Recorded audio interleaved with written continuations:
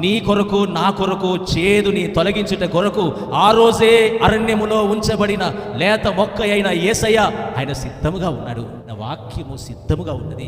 ఆయన చేదులో పడగానే ఈరోజు సంఘములో ఎన్నో చేదైన బ్రతుకులు తీపిగా మార్చబడినట్లుగా, ఒకప్పుడు చేదే, ఈరోజు ఆ గొర్రెపిల్ల రక్తం, ఆ చేదైనటువంటి నీటి ఊటలో ప్రక్కనే ఉన్నటువంటి లేత మొక్క అయిన యేసయ్య అనబడే ఆ చెట్టు వాక్యాన్ని వెయ్యగానే ఆ నీరు మధురమయను. చప్పలుగట్టి ప్రభువును మహిమపడతారు.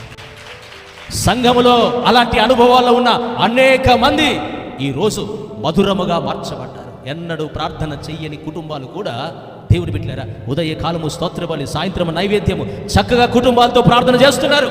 నీ సంగతి ఇన్ని విన్నా ఒకవేళ నీవు అనుభవంలో లేకపోతే నా దేవుని బిడ్డలారా ఈరోజే మన చేదుని విరవడానికి నా ప్రభు నీ కొరకు పరిష్కారం అనబడే ఆ మార్గాన్ని ప్రక్కనే ఉంచాడు.